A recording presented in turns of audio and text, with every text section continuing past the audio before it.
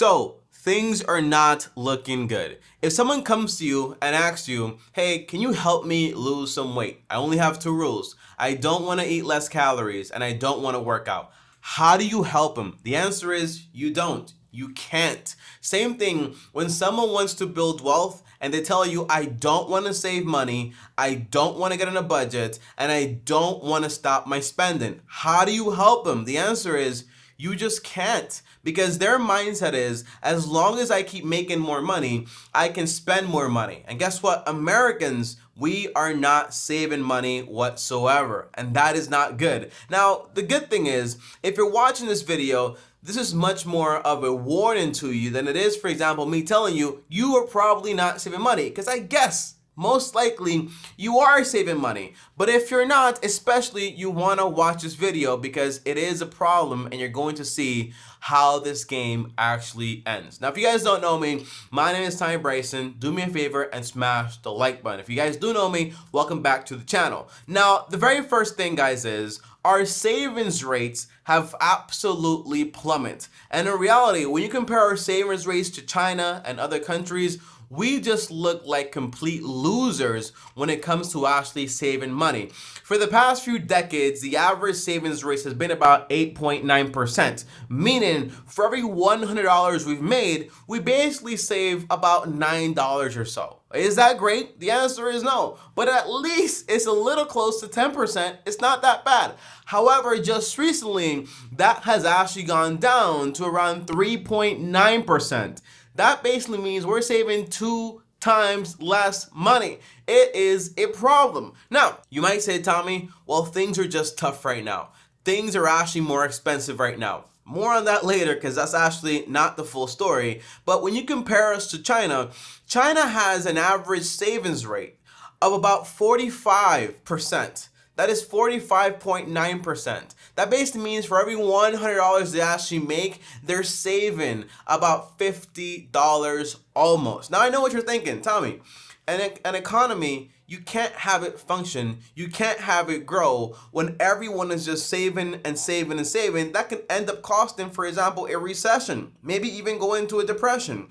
But what happens when people don't have any money to actually be able to withstand a $1,000 expense? That is what's actually happening right now. It is not, for example, what you think it is. It's not a pretty thing whatsoever. Yes, economy grows by spending and spending and spending, but this entire formula only grows as long as you're spending, spending, spending, but the income and the production is also growing at the same time. If something comes to a halt, you will see things get very, very ugly very quickly. Now, here is my next topic I want to talk about, which is basically, Tommy, well, people aren't saving, and I know the excuse is basically things got more expensive after the pandemic. You know, we had money back then. And by the way, did you guys know that was the first time ever where you had a recession where people had an increase in disposable income, meaning people had more money in their pockets.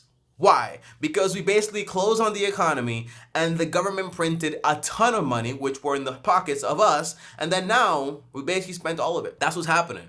Now you might say, Tommy, no, it's because things are just more expensive. The answer is Black Friday and the holidays. We are expected to basically spend about 966.6 billion dollars.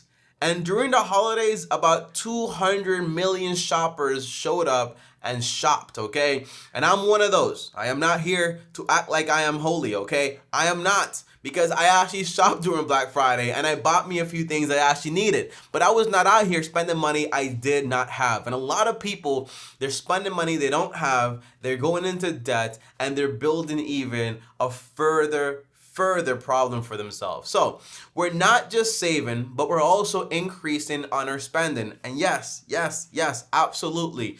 Inflation has gotten a little bit out of control. Things have gotten, for example, more expensive. Things that used to be 99 cents are now like $1.50. It is not a joke, right? Things are more expensive. But we're having mixed results here, where Gen Z is basically saying, and by the way, I'm a part of the Gen Z. I'm not a millennial, in case you did not know that. But Gen Z is saying basically, we'd rather just live the moment and not be worried that much about saving money and not spending money, right? Because people want what they want.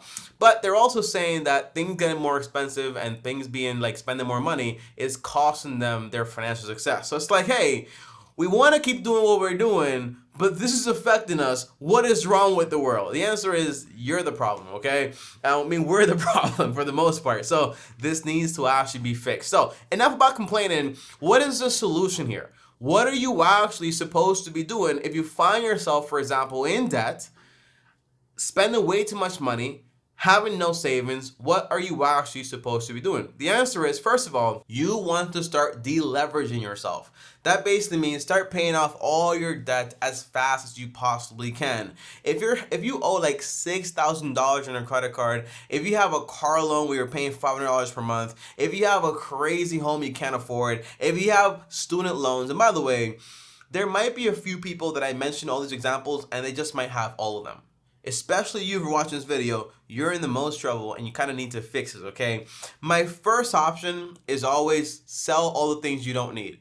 It's not to pay them off. It's to just sell them and get rid of them. I'd rather, for example, sell a BMW, an Acura, a Toyota I can't afford, and basically sell it, be done with it, get my money back or get a part of it back, or just be debt free on that part and just buy me, for example, a normal average car and be done with it. If I'm living in a place that's fancy but I can't afford it, I'd rather downgrade than trying to figure out, hey, how can I basically make more money by working more and wasting a bunch of hours to sustain this lifestyle that I can't even enjoy for the most part. So that's the idea. You want to start paying off your debt. Tommy, how do I pay off my debt? You can use the snowball method, which basically says you pay the minimum on all the debt and you pay the balance with the smallest amount, okay? So that basically means if I have 5 debts, one of them is $1, $2, $3, $4, $5, I pay the minimum balance, well, the minimum required balance every single month on all 5, but I use all the extra money towards paying the smallest debt, which in this case is the $1 debt.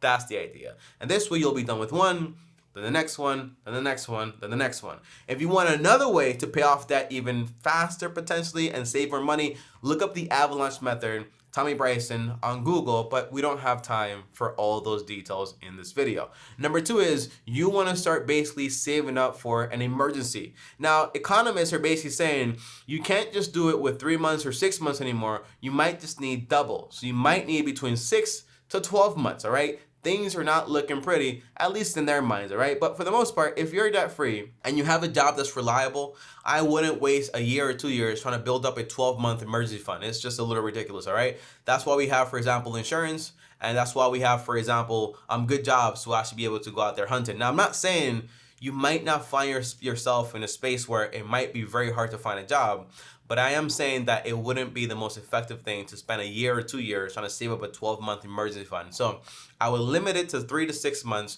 3 months if you have a very flexible job that's available and in demand, and 6 months if your job is not that great whatsoever. Later on, you can work on building it up even further. But for the most part, the main success is going to come from you lowering your bills, having a budget, and controlling your expenses, and basically finally being able to save money to do things. Saving money is not good in a way, okay? I'm not asking you to be like China where we basically just save money and aren't investing it. That's not what I'm saying here. I'm saying you save money for a purpose. The first purpose is you pay off debt. Second purpose is you save for emergencies. And then the third purpose is we get into investing and buying a home. But that's a video outside of this scope, and I'll make another video on that later on. But yeah, things are not looking that great. People are spending more money than ever, things are more expensive than ever, and people aren't saving any money. So if you find yourself in that hole, the answer is stop digging, because it might just get worse. Guys, thanks for watching. I hope this video actually helped you. I don't really like making videos that are super negative,